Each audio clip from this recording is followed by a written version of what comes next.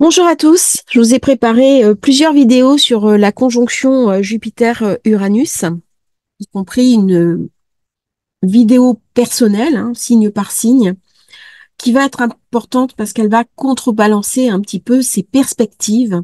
Le 21 avril, on y est, et fait surprenant, cette conjonction va se dérouler à 21 degrés.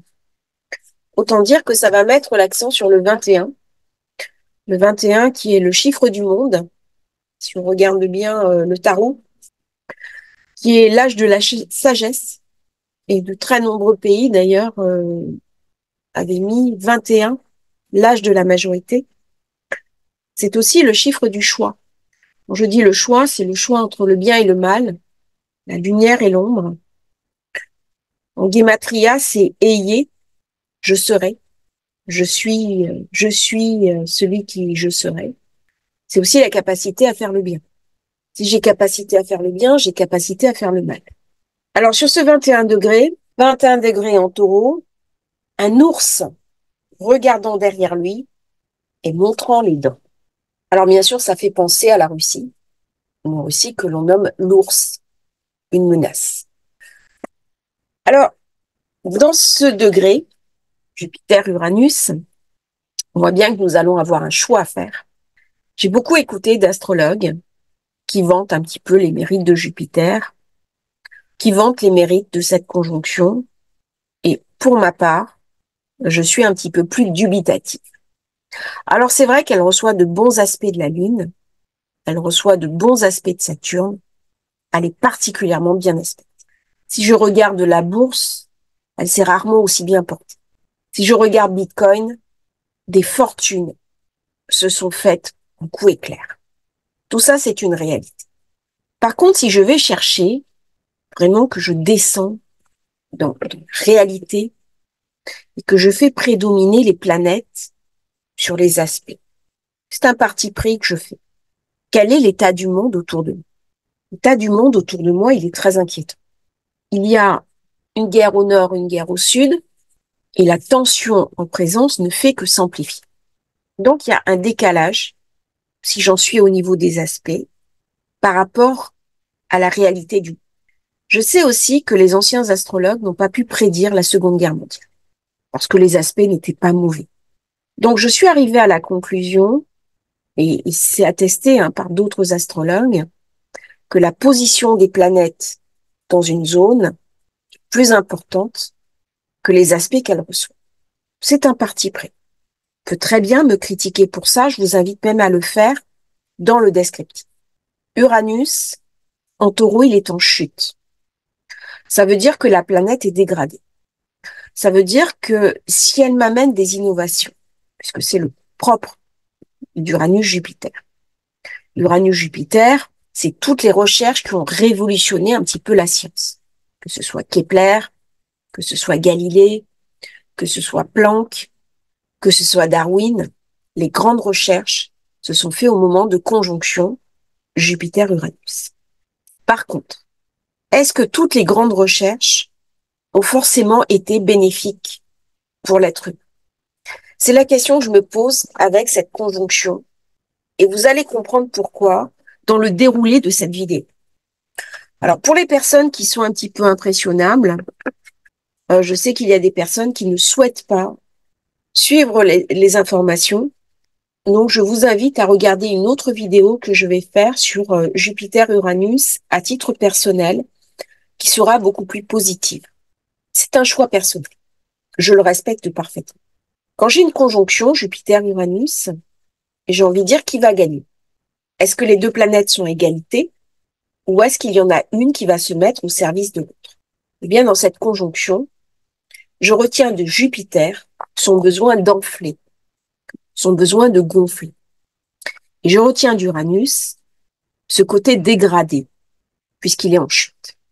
Ça veut dire que la planète ne va pas jouer selon ses règles habituelles. Elle va venir me parler de révolte, elle va venir me parler de gros changements, elle va venir me parler aussi de terrain de guerre, elle va venir me parler d'explosion. Lorsque j'ai cette conjonction avec Jupiter, Jupiter qui est censément une planète positive, C'est une planète agréable. Elle m'amène de la chance, elle m'amène de la prospérité. C'est le dieu des dieux, c'est le Marduk babylonien, c'est la providence, c'est les libéralités, c'est un élément de croissance. D'ailleurs, on voit bien ce qui se passe au niveau de la bourse. Mène une énorme chance. Par contre, Jupiter a aussi un côté sombre. C'est un côté sombre parce que Jupiter domine la maison 9, qui est en effet la maison de la sagesse, des voyages, qui sont des valeurs très agréables. Mais c'est aussi la planète qui gouverne la maison 12, la maison des épreuves, la maison des hôpitaux, la maison de tous les coups bas. Alors beaucoup vont me dire, la trahison, c'est Neptune. La trahison est d'autant plus importante quand il y a une pointe de Jupiter. Alors Jupiter, c'est le bal des hypocrites. C'est une planète qui censément arrive très positivement. Et je vois souvent des gens très déçus par l'effet de Jupiter dans leur temps. On attend beaucoup de chance et en fait, il ne se passe rien. Je pense notamment au niveau affectif. Les personnes vont me dire, ah là là, je vais forcément rencontrer quelqu'un, j'ai Jupiter qui arrive. Et puis derrière, la personne me dit, je ne comprends pas pourquoi Jupiter ne m'a pas amené cette chance. Il y a donc quelque chose d'hypocrite chez Jupiter. Il y a donc quelque chose d'hypocrite chez Jupiter. J'en parlais hier avec une astrologue en disant, Jupiter, c'est un peu le faux cul du zodiaque.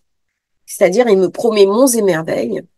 Puis derrière, la réalité est beaucoup plus sombre que celle qu'il a bien voulu me montrer. Alors, je vois déjà les remarques que je vais recevoir sur la chaîne me disant que j'ai tort. Et j'ai juste envie de dire, regardons l'état du monde. Regardons ce qui se passe, tout simplement. C'est-à-dire que si cette conjonction était aussi positive que ça, une paix durable aurait été signée entre les forces et les puissances en présence. Ce n'est pas le cas. Jupiter, c'est l'expansion économique.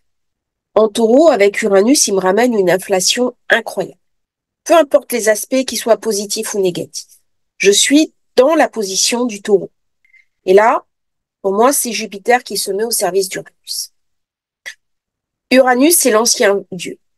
Uranus, c'est une planète qui m'amène du changement, un certain humanisme, de la transformation, comme Pluton, de l'électricité. Il peut me ramener aussi, à titre personnel, de l'instabilité, voire même une forme d'hystérie, comme si je me sentais possédée par quelque chose que je ne maîtrise pas.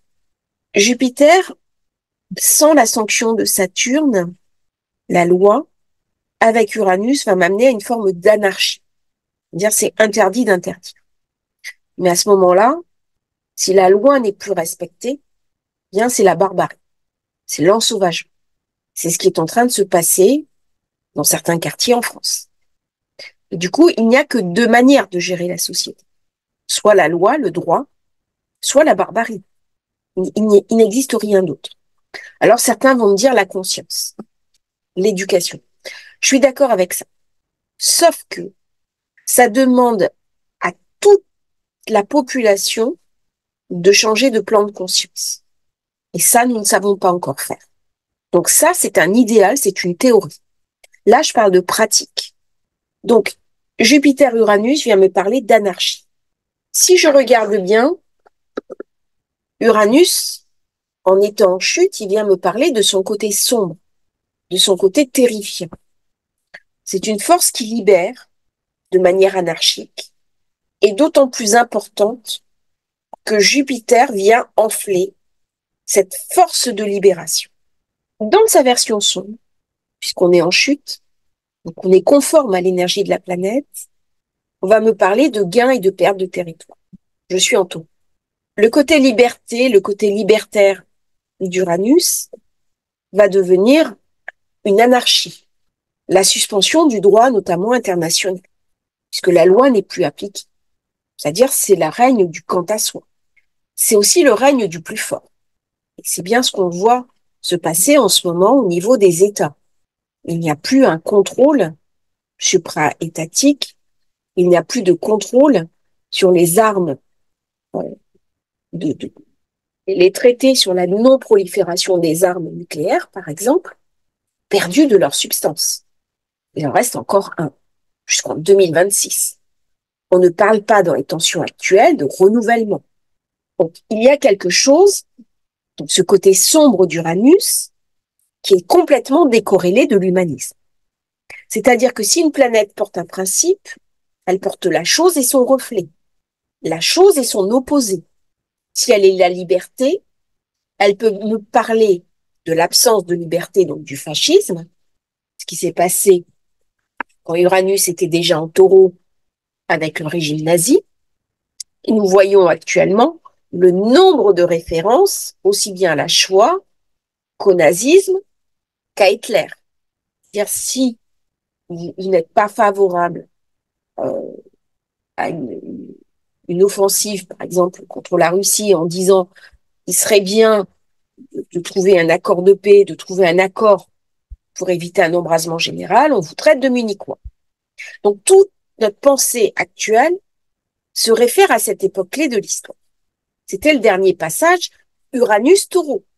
Donc, vous voyez un petit peu comment on revient en arrière. C'est intéressant, ce regard historique, alors même que nous avons Nenor, Bélier, on vient me raconter soit de renouveau, soit de guerre, avec Chiron. On a eu l'éclipse qui s'est passée, Nenor-Chiron. Là, il y a quelque chose qui vient m'être raconté. Je reviens sur la conjonction Jupiter-Uranus. Si la période était aussi positive, nous n'aurions pas un risque d'embrasement. Alors, quand est-ce que cette conjonction s'est déroulée la dernière fois? Parce que là, Jupiter-Uranus, à mon avis, j'ai un cycle. Eh bien, c'était en mai 1941. Et je suis allée chercher un petit peu ce qui s'est passé en mai 1941, même si j'avais une idée. Je pressentais quelque chose depuis quelques jours, depuis quelques semaines. Et là, vous allez avoir ce week-end un petit peu l'aboutissement des recherches que j'ai moi-même menées. C'est parti d'une intuition, c'est parti d'un ressenti, c'est parti de confirmation astrologique. Qu'est-ce qui s'est passé en mai 41? Alors bien sûr, on était sur fond de guerre. Allemagne nazie d'une part, nous savons grandes recherches, Jupiter, Uranus, c'est toujours des grandes recherches. 3 ans avant, l'Allemagne nazie, les savants en Allemagne nazie, découvrent la fission nucléaire. Et là, je fais des recherches et je trouve le 15 mai 1941, donc au moment même de la conjonction Jupiter-Uranus en taureau. La commission Maud, qui est une commission qui s'est tenue au Royaume-Uni, c'était le début d'un projet britannique. La commission avalise deux rapports finaux, dont un qui précise que une bombe nucléaire est désormais possible à être créée. Sans ces deux rapports, le projet Manhattan, qui s'est mis en place derrière 1942, ne serait jamais allé aussi vite. Même si ce rapport a été fait au Royaume-Uni, une copie a été envoyée aux États-Unis. Dans un premier temps, cette copie a été mise dans un coffre. Mais lorsque les États-Unis, pourquoi? Parce que les États-Unis n'étaient pas encore en guerre. Quand les États-Unis sont rentrés en guerre, c'est la première chose qu'ils ont faite, c'est de mettre en place le projet Manhattan afin de créer la bombe nucléaire. C'est une des conséquences majeures de la conjonction Uranus-Jupiter. Mais ça va plus loin. Les deux rapports de la fameuse commission Maud, qui ont été validés donc le 15 mai 1941, sont arrivés entre les mains de Staline quelques années plus tard. Et ce sont ces deux rapports qui ont invité Staline à commencer le projet de recherche d'une bombe nucléaire. C'est-à-dire que c'est la commission Maud, avec ces deux projets, qui a véritablement lancé l'ère nucléaire et l'ère de la bombe. Et quand on voit Jupiter qui enfle et Uranus, eh bien, ça fait complètement penser à une bombe d'une puissance phénoménale qui va nous donner à réfléchir en termes de sagesse. Ça veut dire qu'au sein même de la Seconde Guerre mondiale, dans le signe du taureau qui signe la terre, mais aussi la vie, ce sont les graines, c'est l'essence même du vivant, le taureau. On est en maison 2, c'est ce que je possède. Quel bien le plus précieux je possède, c'est la terre sur laquelle je suis. C'est ma planète. C'est l'oxygène que je respire. C'est l'eau que je bois. Ce sont les aliments que je mange.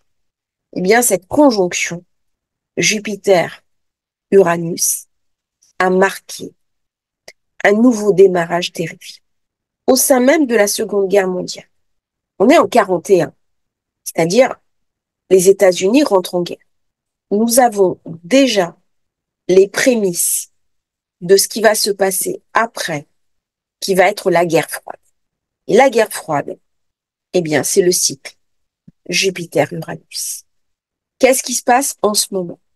Nous pensions tous que la guerre froide s'était achevée avec la fin de l'URSS. J'ai vu s'effondrer le mur de Berlin.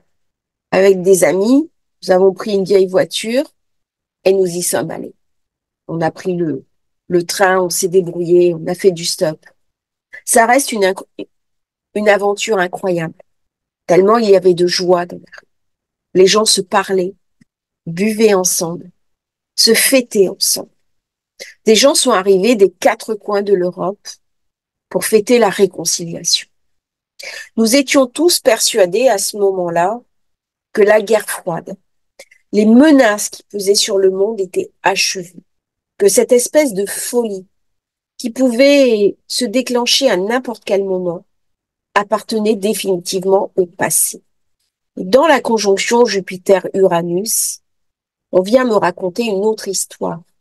Soit je ne suis pas allée assez loin en mettant définitivement un terme à ces armes de destruction massive avec des programmes stricts de contrôle, ce qui revient à déposséder les États, quels qu'ils soient, de leurs fonctions régaliennes au titre de l'intérêt général supérieur de l'humanité, ce qui est une conception qui n'a jamais existé. Jamais une telle approche n'a été posée, ou alors, à un moment donné, si nous ne rentrons pas tous autant que nous sommes dans une forme de sagesse, eh bien, nous risquons de rentrer dans une forme d'hystérie de l'espèce qui peut conduire à faire ressortir l'inverse du taureau, qui est Thanatos, qui est la pulsion généralisée de mort. Le 21 me demande de faire le bien. Le 21 me demande de parler le langage de la raison, de la sagesse, d'avoir un idéal, une idéalisation.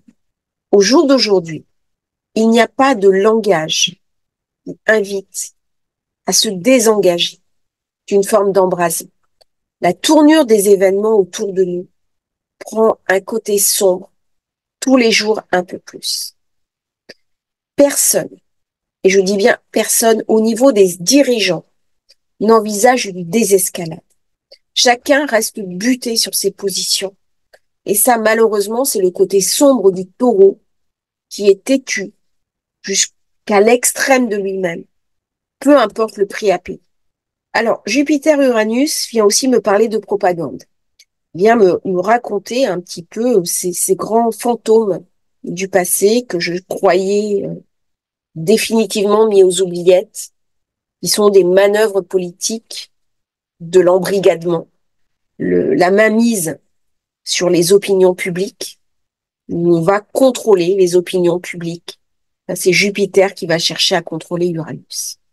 Par contre, la conjonction est bien aspectée. La question à se poser, puisqu'on est dans le secteur de l'argent, c'est combien ça coûte. C'est une question que je vois très peu posée. Combien coûtent les guerres qui sont en cours? Combien va coûter à chaque contribuable français le conflit avec l'Ukraine? Combien va coûter en termes de PIB ce conflit? Combien va coûter en termes de désengagement dans d'autres domaines, que ce soit la santé, l'éducation, l'avenir des enfants, une remilitarisation complète du pays? C'est-à-dire que les finances publiques, on va parler argent, on est dans le taureau, hein. Faut pas oublier que le taureau, c'est aussi l'argent. Combien va coûter quelque chose? Le projet Manhattan a coûté plusieurs milliards. Il fallait bien que ça marche. Je vous ferai un sujet hein, là-dessus, sur vraiment le projet Manhattan et Oppenheimer. On regardera au niveau astrologique. C'est très intéressant de le faire en ce moment. Tout ça, ça a un coût. Il faut un budget. Et c'est un budget qui se fait au détriment du reste. Et qui se fait au détriment de l'avenir. Alors, qui peut contrebalancer cette conjonction? Parce que dans quelques semaines, Jupiter va passer en Gémeaux. Là, à mon avis, il va y avoir un problème. Jupiter va se retrouver aussi en situation de faiblesse, puisqu'il va être en exil. Et on va avoir des mouvements sur la bourse. Parce que le Bitcoin ne va pas faire exactement les mouvements qui étaient prévus et il va se passer quelque chose. Quelle est la planète qui peut ramener de la sérénité, qui peut ramener un retour à l'équilibre? C'est Vénus. Et Vénus, c'est la diplomatie. Où j'arrive par un biais diplomatique, c'est-à-dire au nœud sud, parce que je vais avoir tiré les enseignements du passé, en me disant que de toute façon, une guerre, quelle qu'elle soit, racontera toujours le malheur des peuples. Et c'est ça qui devrait prévaloir. Vénus balance par le nœud sud, c'est-à-dire la voie de la diplomatie, la voie de l'accord. Quand même un problème en configuration de ce thème, c'est que Vénus se trouve en bélier. Et donc, c'est pas du tout la Vénus de la diplomatie. Bien au contraire. C'est la Vénus du matin. Donc, c'est celle qui va armer le guerrier. Et donc, au lieu de calmer le jeu, eh bien, de toute façon, là, on est dans des configurations planétaires qui viennent demander un peu aux humains leur paiement. Un petit peu comme les vieux dieux vengeurs qui, à un moment donné, exigeaient une forme de sacrifice. Mais nous sommes tous questionnés par rapport à ça. Nous sommes tous invités, à titre personnel, à nous demander ce que nous voulons en faire. On a une information. On a une information qui est cruciale. Est-ce que je suis impuissant par rapport à cette information? Eh bien, c'est la question à se poser. C'est-à-dire que la liberté demande du courage. La paix demande du courage. La compréhension du monde demande du courage. Pour écouter cette vidéo, il vous faut aussi du courage. C'est pas une vidéo facile. Je pourrais très bien vous dire Uranus, Jupiter, tout est merveilleux, tout est fantastique, tout se passe bien dans le meilleur des mondes. Mais si je regarde le monde autour de moi, il y a quand même quelque chose qui cloche, il y a quand même quelque chose qui ne fonctionne pas. Et là, vous me direz, mais Maëva, l'astrologie que tu viens nous raconter n'est pas celle qu'on voit. C'est-à-dire, le monde tel qu'il se passe vient raconter les positions en présence des planètes. Il n'y a pas une très bonne position dans le ciel et puis une position catastrophique en bas. L'un est le reflet de l'autre, de ces énergies planétaires, de cette puissance planétaire. Comment je peux la décharger, cette puissance planétaire? C'est ça la question. Par Saturne, par Saturne-Mars. Saturne-Mars-Neptune. Saturne a la capacité de dire non à Jupiter et surtout de dire non à Uranus. Pourquoi? Parce que c'est lui qui a castré son père. C'est-à-dire que quand Uranus éliminait ses enfants, Saturne s'est rébellé. La seule planète capable de se révolter contre Uranus, c'est Saturne. Et Saturne est aidé de Mars. Ça veut dire une loi rigide pour éviter la catastrophe, portée par un idéal, qui est la conscience peut-être que nous sommes une seule et même humanité. Est-ce que nous allons vers une troisième guerre mondiale? Je n'en suis pas convaincue. Je n'en suis pas convaincue. Je pense qu'il reste dans l'humain, dans les dirigeants, qui conduisent les destinées du monde, un petit peu de lucidité, un petit peu de compréhension. C'est ce que vient me raconter cette carte, même si elle est inquiétante. J'ai Pluton qui vient me parler des risques. Il vient me parler aussi des fantômes. Avec Neptune, il tient. Donc j'ai cet aspect, hein, Pluton-Neptune, il y a quelque chose qui tient. Du coup, quelque chose qui est sous maîtrise. Alors, ok, j'ai un carré Pluton-Soleil, ce qui est assez dur pour cette conjonction. Mais l'avenir de l'humanité ne pourra pas s'écrire sans un retour profond à la sagesse.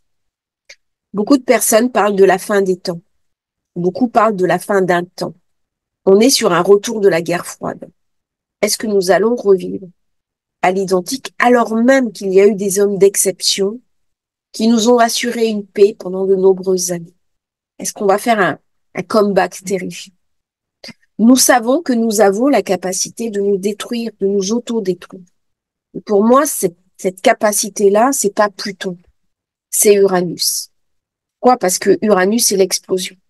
Donc Pluton, c'est le plutonium que je vais mettre dans une bombe. Mais la bombe autour, c'est Uranus. Nous sommes invités, tous autant que nous sommes, à changer de plan de conscience. Quand on relit les anciens philosophes, que ce soit Platon, Socrate, Marc Aurèle, on relit la tragédie grecque, le mythe d'Antigone. Je suis toujours stupéfaite par une chose, qui est l'incapacité des humains à évoluer. Nous avons toujours les mêmes manières de penser. Nous avons toujours les mêmes doutes, les mêmes incertitudes, les mêmes questionnements. La forme change, bien entendu. Mais nous n'avons pas beaucoup changé. Que ce soit la cupidité, que ce soit le besoin maladif de pouvoir, que ce soit le besoin d'affermir sa puissance sur l'autre, la loi du plus fort, l'absence d'empathie. J'ai un certain nombre de dirigeants, en particulier de dictateurs, et nous avons explosé au niveau technologique. L'explosion technologique, c'est souvent le cycle Jupiter-Uranus. Eh bien, pour rentrer dans le 21e siècle, nous sommes peut-être invités à poser un regard différent sur nous-mêmes, sur le concept même d'humanité, et de mettre en place peut-être des barrières. On parle de Saturne, des cadres contraignants pour limiter notre capacité que nous avons chacun de nous à nous détruire et à fantasmer d'une certaine manière l'apocalypse. J'ai envie de dire qu'il y a des domaines avec lesquels on ne joue pas. Quand on voit des films qui sont vus par des millions de personnes, on vient me parler d'apocalypse, on vient me parler de destruction massive. Je me demande sérieusement ce que ça génère au niveau des énergies. J'ai l'impression que nous jouons impunément avec des forces qui nous dépassent, que nous jouons impunément comme des apprentis sorciers, pas uniquement avec des forces nucléaires, mais aussi avec des formes pensées. Depuis l'invention de la télévision, depuis les émissions, depuis des séries qui sont de plus en plus violentes, de plus en plus apocalyptiques. Et la question que je me pose, parce que ça aussi c'est le taureau, à quel moment l'humain va réaliser que la Terre est un jardin? Ce jardin, nous sommes tous invités à le cultiver. Nous sommes tous invités à avoir un potager, à avoir des graines. Et qu'une révolte positive serait aussi une révolte agraire d'un retour à la terre, d'un retour à des fondamentaux. Bien vécu, cette conjonction Jupiter-Uranus, elle me parle aussi d'un retour nécessaire aux fondamentaux. La nourriture, l'alimentation, le respect des personnes qui cultivent la terre. C'est une vraie interrogation. Où je me disloque complètement, en me désengageant du réel. Dire la dernière des spéculations, c'est Bitcoin. Je n'ai pas beaucoup de problèmes avec Bitcoin. J'ai pas beaucoup de problèmes avec les crypto-monnaies, avec l'argent que l'on gagne.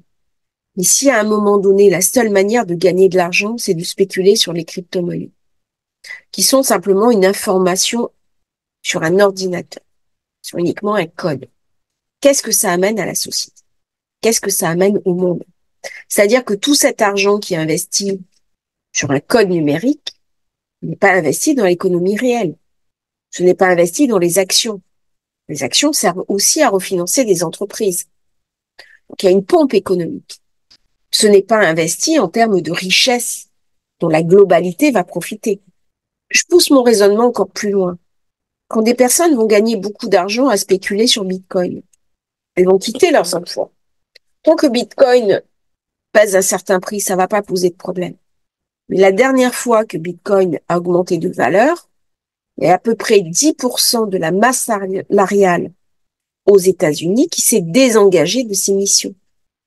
C'est-à-dire que si je peux rester chez moi tranquillement à spéculer devant mon ordinateur, j'ai pas trop envie de soigner des gens, d'être médecin, de livrer des pizzas, d'être cuisinier, d'être infirmier, d'être enseignant, d'être chercheur. Et il va y avoir un désengagement d'une masse salariale qui est importante, qui va manquer au pays.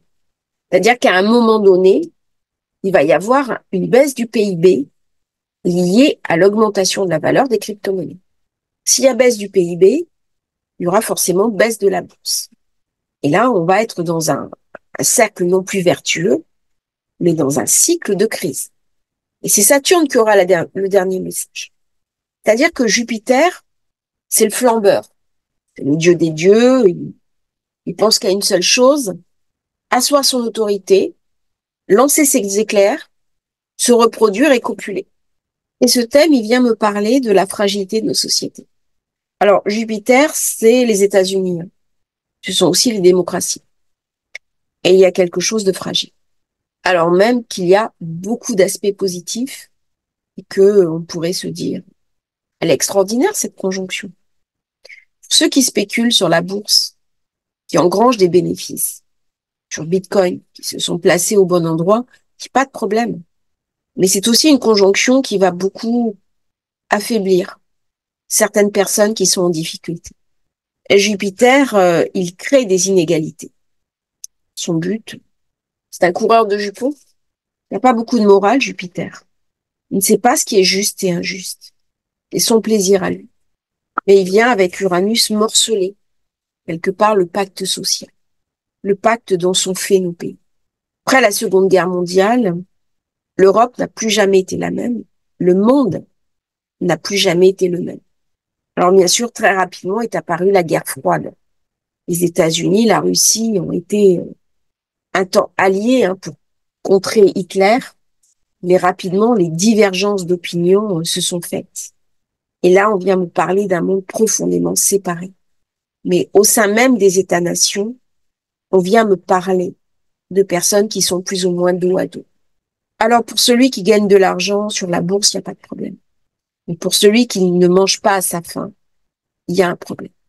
Et lorsque ceux qui ne mangent pas à leur faim sont de plus en plus nombreux, eh bien, ils vont mettre en danger, parce que Uranus, c'est aussi la révolte. Et nous savons que la dernière fois où Pluton était en Verseau, nous avons eu la Révolution française. Pour l'instant, où Pluton est au début du Verseau. Mais il vient renforcer la puissance d'Uranus. Et donc, c'est le moment peut-être de repenser une forme de société au-delà du monde capitaliste qui est en train de montrer ses limites à travers, je dirais, les anciens économistes parlaient de la loi efficiente du marché. C'est faux. C'est faux. Le marché, il n'est pas efficient. Ce sont les plus forts qui gagnent. On arrive à quelque chose qui est une forme de dictature. Dictature du libéralisme. Dictature du capital. Et plus dans un capitalisme sain. Et de l'autre côté, les dictatures, c'est pas un système enviable. Et là, ce qui m'étonne, c'est qu'il n'y ait pas de penseurs qui imaginent une autre société, un autre monde, quelque chose de différent, qui permette à l'humain de s'épanouir, de trouver une place motivante, avec un idéal. Mais pas un idéal perché, un idéal inscrit quand même dans une forme de réalité, dans du réalisme. On parle pas d'utopie, on parle de repenser un monde dans lequel non pas la majorité se sente mal, mais au contraire où la majorité ait du plaisir à vivre, ait du plaisir à partager, ait du plaisir à se rencontrer, ait du plaisir à dépasser les clivages et soit capable de voir ce qui nous rapproche comme quelque chose de plus fort que ce qui nous oppose, c'est-à-dire à créer la conscience d'une seule et même humanité. Et là, à ce moment-là, on pourra voir le côté bénéfique, le côté positif d'Uranus s'il est contrôlé par Saturne, puisque c'est la seule planète capable de le contrôler. Je vous remercie d'avoir écouté cette vidéo un peu surprenante sur Uranus-Jupiter. J'espère qu'elle vous aura intéressé. N'hésitez pas à liker, n'hésitez pas à commenter. Si vous n'êtes pas d'accord, vous le mettez.